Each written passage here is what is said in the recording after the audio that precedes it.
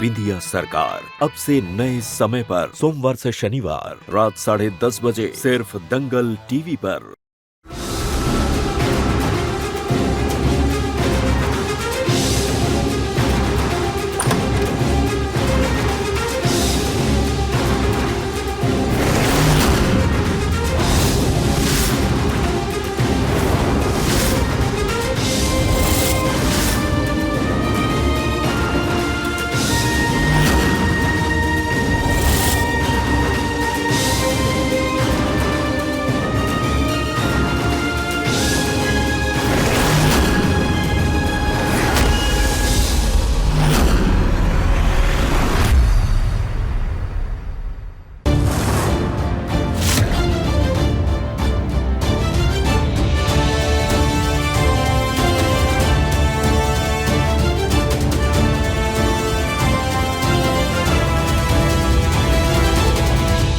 अभय जी, हम रिकमेंड नहीं कर रहे थे, पर सीएम मैडम जिद करके डिस्चार्ज अगेंस्ट मेडिकल एडवाइस की पेपर साइन कर दी और यहाँ आने की जिद की।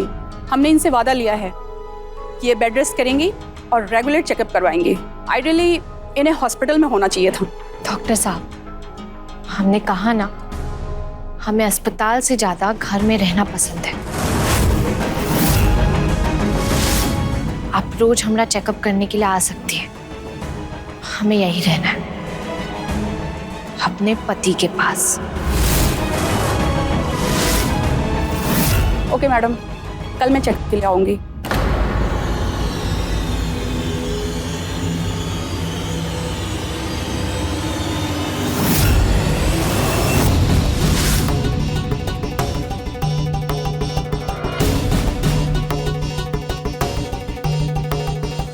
तेरी हिम्मत कैसे हुई हमरे लल्ला को अपना पति बोलने की? तो और क्या बोलेंगे सासू माँ? अग्नि को साक्षी मानकर 7 फेरे लेकर हमारी मांग में सिंदूर भरा है आपके लल्ला ने।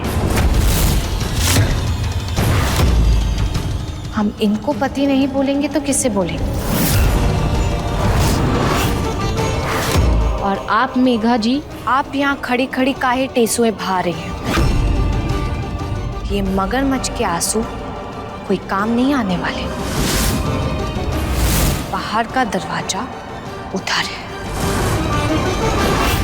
हत्यारों की जय हो।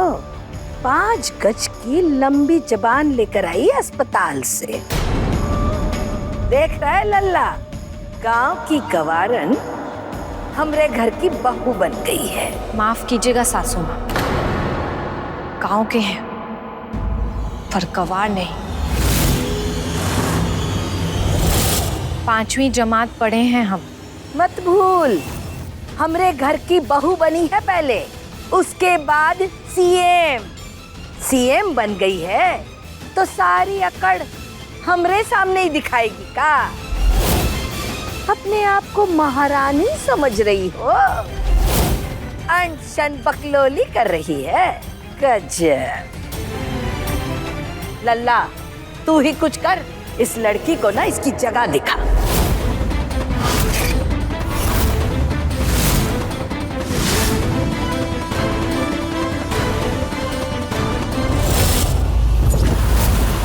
चलो मेरे साथ, मुझे कुछ बात करनी तुमसे।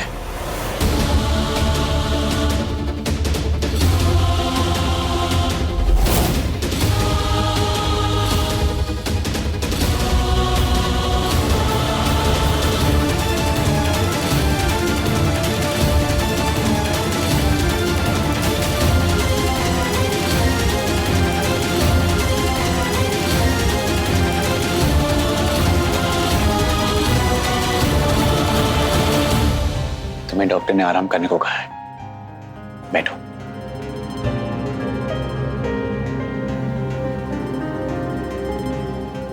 तुम कुछ लोगी? चाय, पानी? आपने इतना पूछ लिया, वही काफी है।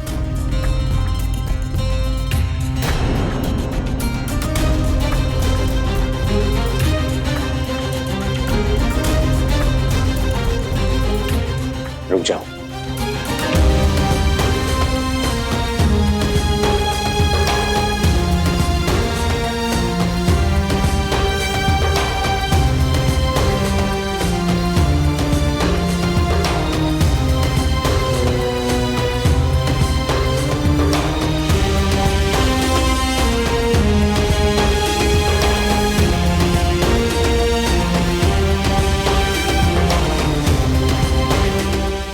जानना क्या चाह रही हो बिंदिया? अगर तुम्हारे दिमाग में चल क्या रहा है? मैंने तुम्हें सिक्योरिटी के साथ सरकारी आवाज जाने को कहा था, लेकिन तुम अकेले ही सड़क पर चल गई और अब घायल हो गई हो तो वापस यहाँ आकर पत्नी होने का हक जता रही हो। तुम्हारे खुद को मेरी पत्नी बोलने से सब कुछ सही नहीं होने वाला है बिंदिया। शायद आप सही हैं, लेकिन हम भी अजीब है ना, हिम्मत ही नहीं हारते। जानते हैं हिम्मत हमको कहां से मिली? ये मांग के सिंदूर से, उस मंगलसूत्र से जो आपने हमें पहनाया था।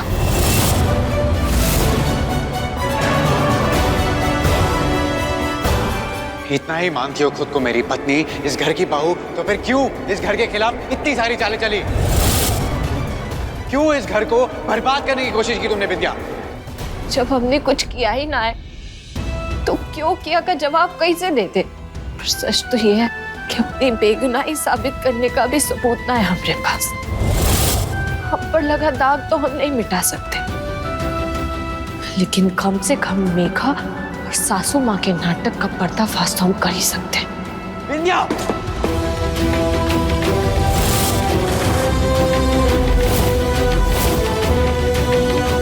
मैं तुम्हें आखिरी बार चेतावनी दे रहा हूँ बिंदिया, मुझे मेरी माँ के खिलाफ करना बंद करो। तुम अस्पताल से सीधे यहाँ आई हो, इसीलिए मैं इंसान के नाते तुम्हें इस कमरे में लेकर आया हूँ। तुम जिस हक से यहाँ आई हो बिंदिया, वो ना तो मेरी पत्नी का है और ना ही इस घर की बहू का। तुम सिर्फ अपने सीएम होने का फायदा उठा रही हो और उसी का रौब जमाकर तुम ये सारे दावे कर रही हो बिंदिया।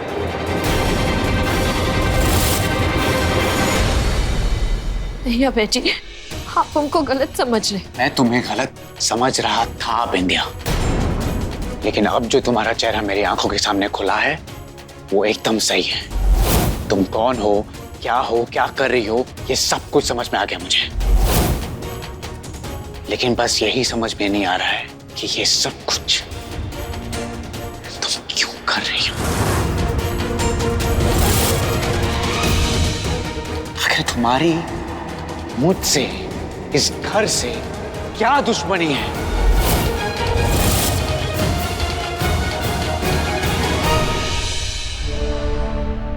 हट तिहारों की जय हो। मजा आ गया, बक बक शुरू कर दी।